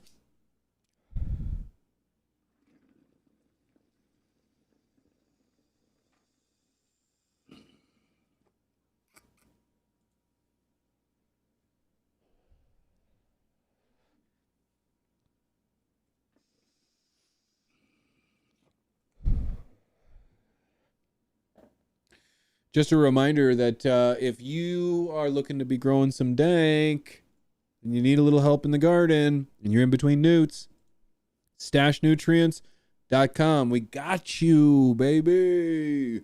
I actually have them set up beautifully on the table here. I was doing a little bit of B-roll. Stashnutrients.com. Get dry amendments formulated for you by some of the greatest minds in the game. Myself, Mr. ROBCLTV. That's Rob from Cannabis Lifestyle TV. Chris, Mr. Grow It. Nate from Growers House and the incredible team they have over there. And Tad Hussey from Kiss Organics. Yep. We put them all together and we created Stash Nutrients. And let me tell you, it's going to be game changing. I think you're going to love it. So come and get it. Get some while it's hot. It's stashnutrients.com. All right.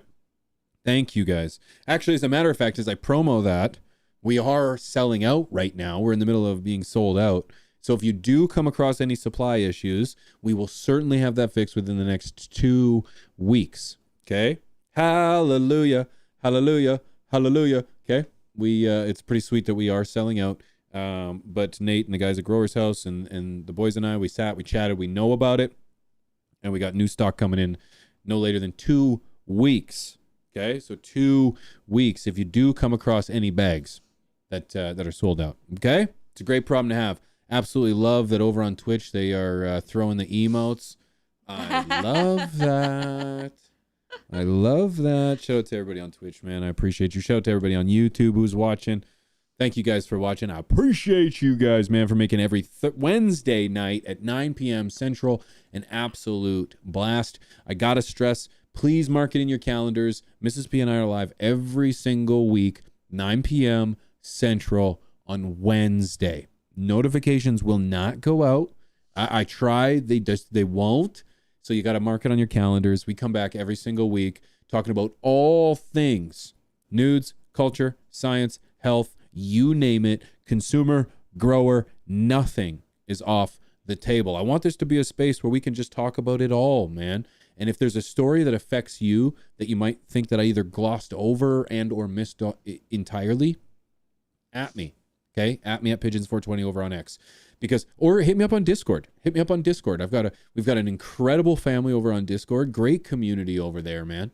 They're home growers, and Discord is growing our new genetics first.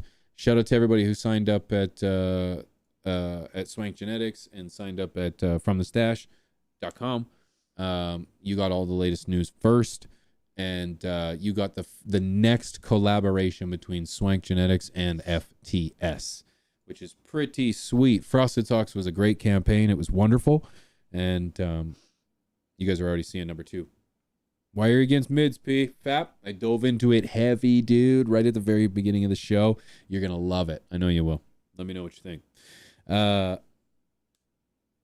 This is the Wednesday night deal. Yep. He usually ends the stream at the end of the chatting. This is the Wednesday night deal. Yeah. Usually you game. Oh, I see what you're saying, Hacula. He's asking for Hacula. You gaming tonight? No, not tonight. Not tonight. It's not the easiest. So I see what you're doing, Techno. Thank you. It's not the easiest transition to go from. It is not hard at all. Actually, it's just I only have these cameras, these 2 cameras. Not only, but I have 2 cameras, and so I would have to move. I have to move them back, and I put the other one there, and it's kind of a crapshoot. So no, I don't usually go live right after. No. You've done it a couple times, and it was a struggle. It's just a little struggle. Did I hear cities? That's funny. East Coast tomorrow. And I won't be here Friday or Saturday on Twitch either, because we getting our groove on. Baseball time, baby. On Discord, I see you on there. Yeah, hit the Discord, man. Come on in there, everybody. It's a great place. We have grow journals over there, so if you want to document your garden, document your grow, and keep a weekly update, I encourage you to go and check it out over there, because you can post all that over there. Post it all over there, and share it with everybody, which is pretty sweet. Mrs. P, what we got? Was that it? Your Instagram thing about Sam. Oh yeah. The deschedule. We didn't go over any of the rescheduling. No. All right, I'm not doing that. No, because that's a huge story. Really, I've had a hair on my hat the whole time. What is this? I don't think that's a hair. I think that's a smudge. Or is it just a seam? Huh? Just a smudge. Did I have that the whole time, friends? Oh, good heavens! What a slob. Sorry. Oh well. Wardrobe should have caught that. Yeah. They're fired. Yeah, Shanique was fired.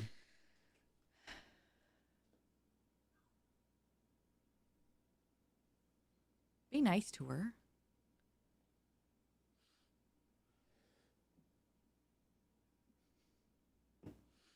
She's gone. Won't happen again. Apologize.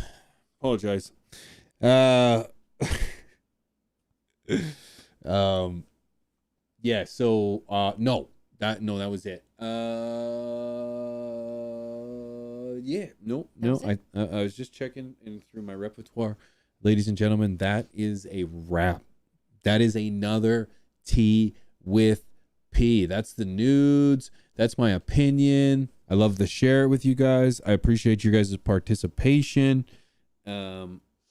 I can't wait to hear what you guys think. If you guys are going to at me, at Pigeons420 over on X or Instagram or Twitch. That's where I'm going to be live. So if you're on YouTube and you don't do Twitch, I honestly, dudes, I'm telling you, Twitch is a weed-friendly platform, especially only if it's legal where you are. But it's a weed-friendly platform. There's 420-friendly people over there all the time. So if if you really enjoy building community and you really enjoy expressing yourself, I strongly encourage you to come on over to Twitch. Okay? Drop by the stream, say hey, get involved, come dance with me a little bit. We'll smoke a little bit and we'll probably curl up in the corner in the fetal position listening to Sex Party. Okay? That's the shit that happens. And it's a great time. I hear it from upstairs way too often. Yeah. Holy Toledo, when using Stash Blend, do I have to use it right away or can I do it in 8 hours? I would recommend if it's just sitting stale, 8 hours is probably not the worst. But you're probably on the cusp of it not be. I wouldn't. I would highly recommend if you're not going to keep it oxygenated. I can't see how 8 hours would be an issue, but there's a lot of microbes or bacteria in Stash Blend, and they can be volatile to air and so on and so forth. So I would recommend using the solution right away, and that would probably give you the best results. Not probably, but that would give you the best results. Okay? I really appreciate your questions, and if you have any other questions, please don't hesitate to ask. I'm using Stash Blend every single grow. I'm using every second watering pretty well. If it's not every watering, and I'm using my own nutrients as well. So when I talk about growing good herb and like great herb, I'm not joking, guys. I'm not joking. I grew Yummalicious by Soulfire. Okay, I have no idea who Soulfire is. No clue. I've added it on Instagram. I have no idea who it is. Never one time. No idea. Okay, no association. I got them at the DGC, the Dew Grows Cup, from somebody. I wish I could even tell you who it was. I wish they'll be like, it was me, P. I have no idea. I'm sorry. So I have no affiliation with this breeder, with this company whatsoever. This Yummalicious that I just harvested was the nastiest, funkiest, grossest, carkiest, dirtiest sock, gross genetic I've ever harvested. That's what I'm smoking right now. And it is so good. It's that fire that we were talking about earlier. I grew it with my own nutrients. It's not the only harvest I've had with my own nutrients, but this is amazing weed to the point where I'm trying to re-veg that damn plant. And to the point, Mrs. P, can you pass me on the corner of the table there? I've got the gas pack. I got the gas pack right here. It's on the corner of the table. There's about 5 packs. Okay, if you made it this long, ladies and gentlemen, you're getting the deets. Yeah, including the swank. Yep. I want them all. They can't see. Come on. Thank you. So, here's what happened. I'm sharing this with you because it was my own personal experience where I really had. Sorry, I got a tickle in my nose. I'm gonna pack a bowl for this because now we're just chilling. Okay, nudes are over. Okay, nudes is over. This is the tea. All right. Everybody else left because I almost did an outro, so this is good. The real ones stuck around because they know Pigeons is never done. No, sometimes I play the outro and then we come back. I come back. Yeah, I come back. He's like, no, wait. Don't. Wait. Go back. I want to say something else. So I had the biggest epiphany growing herb I've had in a very long time. And this was I shared this on Twitch the other day, so you may have heard this, but this is going to be rendition number 2. Okay. Fish gets bigger. Dick gets longer. I grew the Yummalicious. It stank. Okay. It stank. It stank like everything. Not everything, but it stank like stank. It stank like good weed stinks. And I grow good weed. You know, like I said, it's not every harvest, but it's from time to time, and I've had it before. It was really good weed. Chopped it. Still just pungent, just nasty. Put it in the Cannatrol. Left it in there for 10 days. I don't know. I was smoking a bunch of other stuff at the time. So maybe 10 days, 14 days. It's an 8-day cure box thing. It does its own thing. I wish I knew the science. I don't. It works well. They sent me it for free. It's the best looking one in the game. It's got the Pigeons wrap. But it works. It works really good, okay? No affiliation with them either. No promo codes or nothing. I always want to say that because everyone thinks I'm a sellout because I just talk about the shit that I really enjoy a lot. And so I put it in there.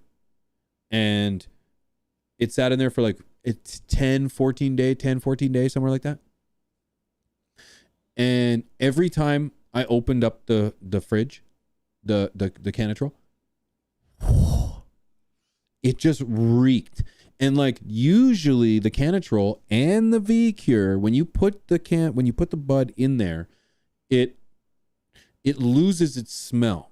And actually that's a horrible way to phrase that. It retains its smell. I always find I open up the door, I'm like, uh-oh. Usually there's a smell. Open up your tent when you're drying, it's like, oh, right? The Canatrol doesn't do that. The V-Cure doesn't do that. But when you grind up the weed, it's just like, boom, it hits you. It holds the smell. It's holding it in or whatever. I wish I knew the science. Maybe it's losing it, but when you open it, it's like, wow. I don't know how to explain it. The Canatrol couldn't retain the terpenes on the smell, everything, not the flavonoids, but the terpenes coming off of that. And then so I harvest it, or I chop it up, I grind it up, I put it on my tray, and it's blowing my socks off how nasty it is. And then I smoke it. And shall I remind you, the fetal position, sex part, I thought it was incredible. But the epiphany to me came after that. The epiphany to me came when I was like, it was gone. I still have the weed, but I don't have the plant. And that pissed me off. That made me really upset that I did that to myself, where it's like, pigeons, all of the people you talk to and associate with have told you, clone, clone, clone, clone, clone, clone, clone. And I'm always like, I'm on a journey. I'm trying to find the best weed that there is. I want to try. Well, in that freaking journey, I have said goodbye to some incredible weed, man. And was Yummalicious the best harvest I've ever had? The best weed I've ever had? No. It just reminded me to stop giving the good genetics away. Retain that shit. Stop it. I went on the journey. I did the journey of trying to find good weed. I did the experience. Now I know what I like. I don't mind sweet, but it can't dominate. I don't mind, sorry. Everything else I can really tolerate. I don't like citrus. Citrus, like the orange. So I don't want it at all. Zero, zilch, nada. So I don't like that. I had to learn. I really like gas. I really like funk. I like nasty. Like that's the weed that takes you back to when you was a kid. And it's like, that's the shit I like. Now I know that.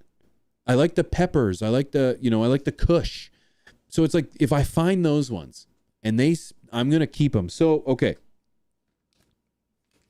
I am growing. My next run is the gas pack. Okay. Shout out to Soulfire again. Again, I have no idea who this guy is. I just heard about him online. But I know you can get them at Seedsman. I know you can get Soulfire at Seedsman. So if you are looking for genetics, you can get them at Seedsman at Pigeons420. Okay. I'm going to do this again. Yummalicious, I feel like even though it wasn't what this is described to be, because it's yummy, and cherrylicious, I don't think it was meant to be that, but I'm going to see if I can find it again in this. I'm then going to go with the 808 genetics tag-alongs. Okay? That's Gorilla Glue number 4. Okay? I like the Gorilla Glue. And the peanut butter breath. Okay? So that's going to be the funk. That's going to be that maybe just a little spice with that funk. That's what I'm looking for. Then I'm taking it I'm taking it old school to 2016. Okay, because these are tried, tested, and true for me, and I swear by these ones. Okay, number 1, Dark Plasma. Dark Plasma by Ocean Grown. Okay, this is another one of the ones where it's like, this is one that just presents itself before you even know there's weed in the room. It's like, whoa, whoa, whoa, whoa, whoa, whoa. Who killed the skunk on the way over? Dark Plasma. It's a Forum Girl Scout cookies and Obi-Wan OG Kush. So it's like, boom, there you is. So you're gonna get the like that spice from the Kush and the funk from the cookies. So it's like, I can't wait. Then I top that with the Dreadnought OG. The Dreadnought OG. This is my all-time favorite gas harvest. Amazing genetics, and I still have quite a few beans. This is Fader Actual crossed with Obi-Wan OG. So just absolutely stunning. And on the back, shout out to Ocean Grown, their animals, and Vader's an absolute beast.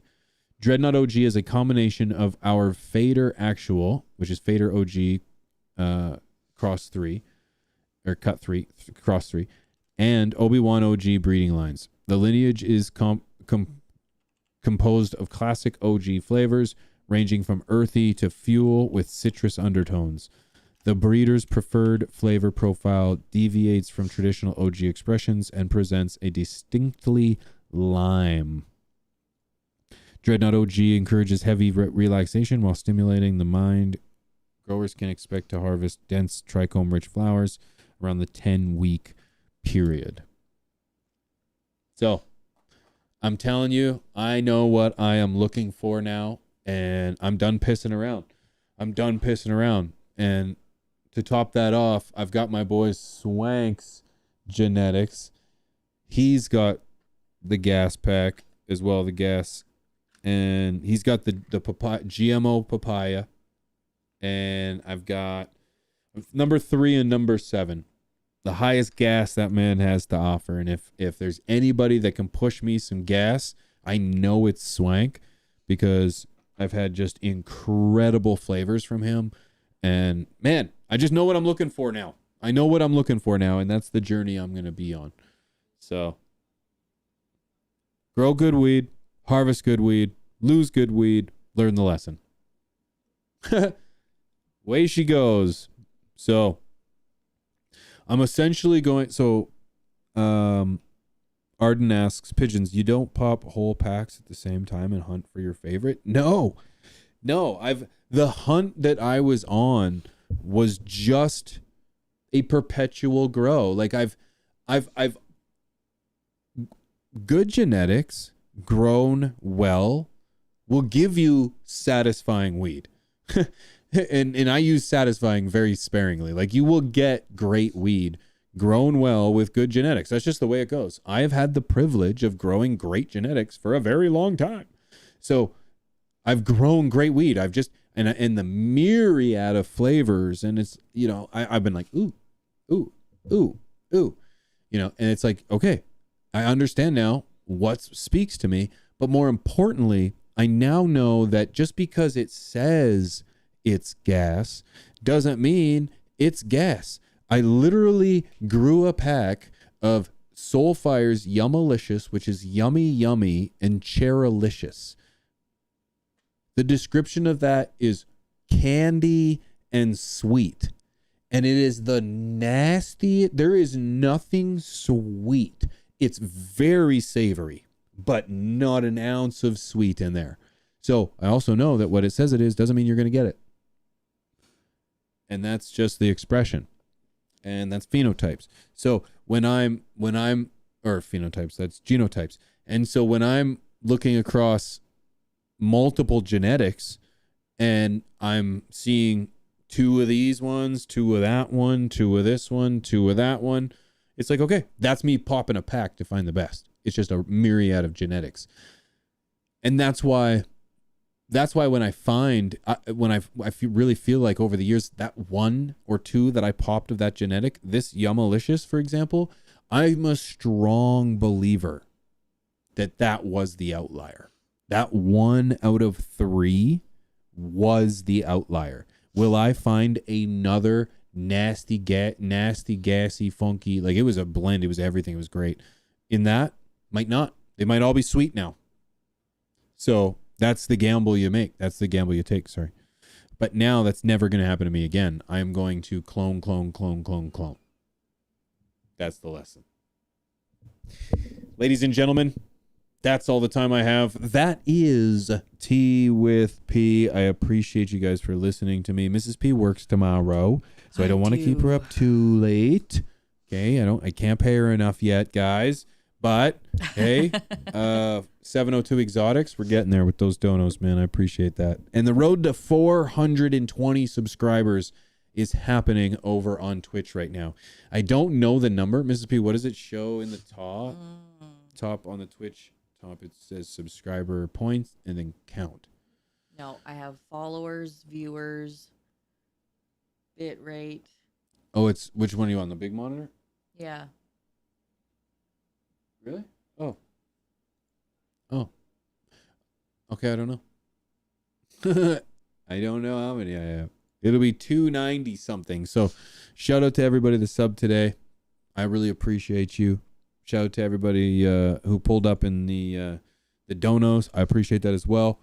Shout out to 702 Exotics with that donation. I appreciate you keeping the wheels on the bus as they go round and round. Canna, I appreciate you. Look forward to chatting, dude. If you can make some time. Hawaii Sustainable. Appreciate you. Sam, 292. You see it. Thank you, brother. 292 subs. Thank you very much. I was gonna say I'm also Twitch illiterate. The road to 420, baby. Let's go. So Trailblazer, it was a great night, man. Thank you. Organics, peace, homie. Nate, Jimmy Caputo, I appreciate you. Jeff Papalia, you have a great night. Culty Nate, thank you. Double A, ADHDJ. Idiom, Hazer, Canopy, Funk. Appreciate you, boys. See you, T. See you, Blood. See you, Techno. See you, Kumar. See you, Elevated. See you, Potato. See you, Quest. See you, Dank Dad. See you, Mailman. Holy Toledo, you be well, my friend. Living Soil, peace, homie. Benjamin, peace. Dylan, thank you. I appreciate you guys so much. B, if you're in the back. Rockhead, Skittles, Potato, did I see you? Did I say hi, bye to Potato? Potato, I might have missed you, brother. I miss you already. On a roll. Rob Shot, cheers, dude. Lead follow, let's go. Mahalo. Sean, cheers, dude. Representing Sean District. Arden Levette, thank you. Say no to mids. Soul Seeker, we'll see you soon, hopefully someday, hey? Speaking of soon, hopefully everyone can make it to Miami. I should have mentioned that. I totally forgot. Miami in December. Come on out. Come say hi to Mrs. P and I. Yeah. Tasty Genetics, you be well, all right? Josh, take care, homie. Or John, sorry. John. Take care, homie. Intuition. Emerges dawning. Peace. Keep raising your bar. Thank you, dude. See you, East Coast. There's Honor Roll. See you, buddy. See you, PD Riot. Peace, homie. Palermo, have a good night, brother. Thank you. John Lindsay, the one and only. You have a good night too, homie. Thank you for all the support, brothers and sisters. One last request. If you could hit that like button on the door on the way out, that'd be great. I appreciate you guys. It always sends a little love and goes a long way. Okay? Mrs. P is a lucky woman. I agree. Very. There we go. Say it. Say it. He's taking me to Miami, so I have to say it. Yeah, there. That's not how you say it. Dub Deuce, have a good night, homie. See you, Sam. Motivated. Peace, homie. I'll be at BizCon. Oh, yep. But maybe Germany. That's fair. Tittallergic? Tittallergic? You have a green eye. Can you use Stash Blend right after transplanting? Yes. I would amend the soil first, though, actually, before you transplant. So amend the soil and then transplant into that soil. I learned that the hard way. Okay. Yeah, I learned that the hard way. Yes, Tito is addictive. Is that what it is? Tito is addictive? Of course it is. Tito. Oh, no, it isn't. Anyways. SK, have a good one, man. Good morning from Germany. I'm out of here. Have a great night. Thank you for stopping by, okay? Funk, peace. Okay. From Mrs. P and I, from the entire flock, and the P family, I love you. We'll catch you next week, Wednesday, 9 p.m. But if not earlier, I'll see you tomorrow on Twitch. Much love, my friends. Thank you for all the support. It means the world to me. I'll see you soon. Peace. I can't deal it. Diamonds so pearls. And I'm gonna take you traveling the world. I'm gonna love you, babe. Cross my heart and hope to die.